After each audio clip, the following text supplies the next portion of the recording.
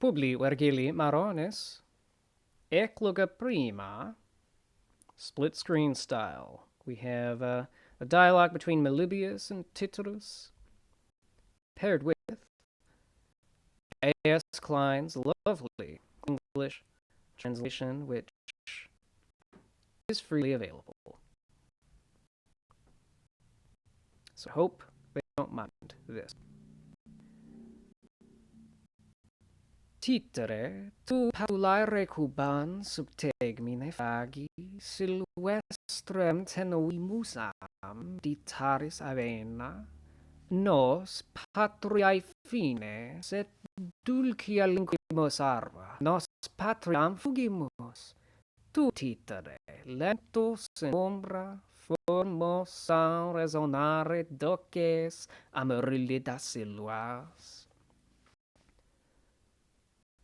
O Meliboi deus nobis aego tia ficit, nam querit ille, misemper deus illius aram saepe tener nostris aboillibus imbuit agnus, ille meas errare boes ut cernis, et ipsum ludere quae vellam calamo permissit agesti.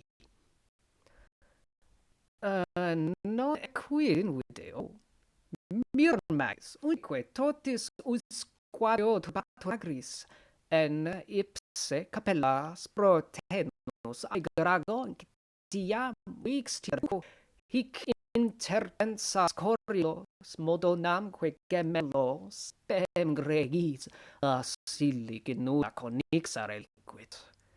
Saepe malocno bisi mens live fuiset de calo tactas memini praedicere quercus, sed tamen iste Deus quisit datitere nobis.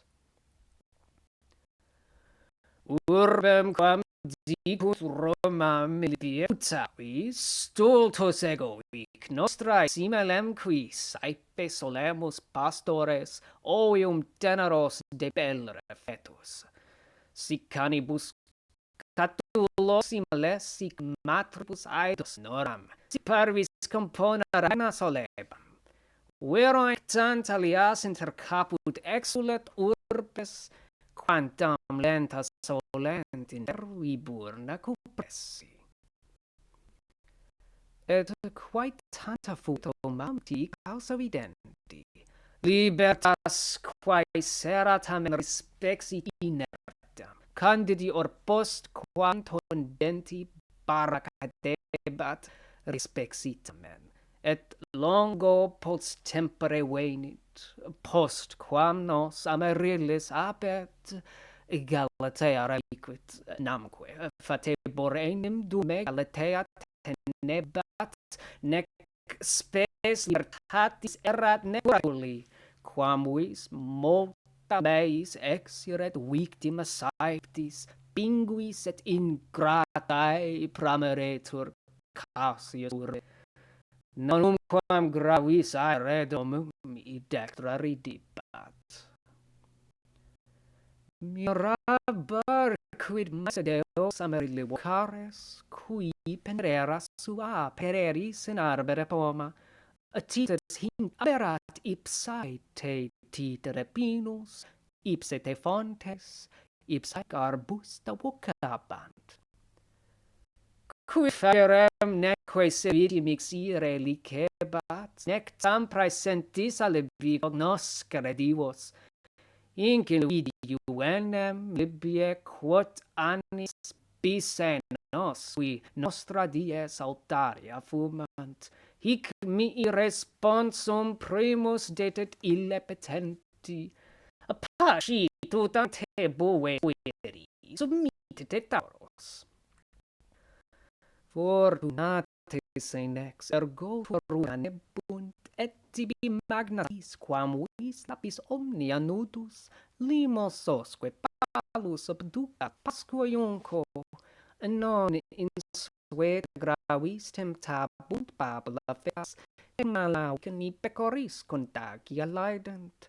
Fortunates enex hic inter flumina notat fontis sacros, frigus captabis opacum, hinc tibi quae semper vicinat linea, saepes, iblais apibus florem de pata saliti, saevis suomnum suedibi nire susurro, hinc alta surrupe canet, frandatore dauras, nec gemerae raucae tua cura palumbres, nec tamen interia raucae tua cura palumbres, nec gemerae rea cisabit turd ab ulmo.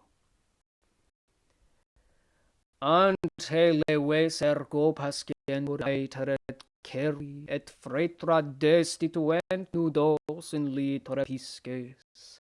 Ante pereratis amborum finibus exul, aut ararem partus bibet aut Germania tigrum, quam nostrilius labatur pectore vultus.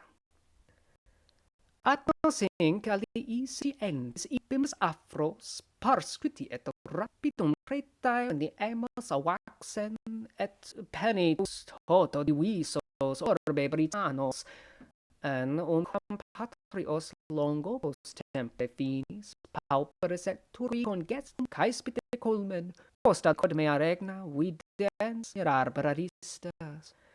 Impius tam culta novalia miles abebit, barbaras segetes.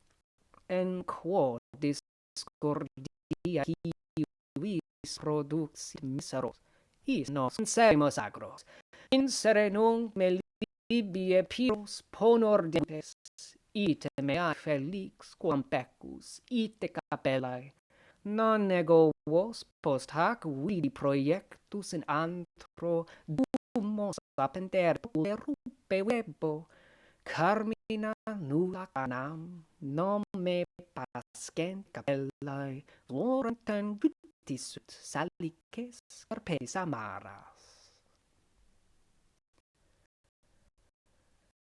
Hic tamen hanc me cumptaras requiesce noctem fronte super vidi. Sunt nobis mitia poma, castani aemoles et presi copia lactis. Et iam summa procul culmina fumant, maioresque cadunt altis de monte umbrae.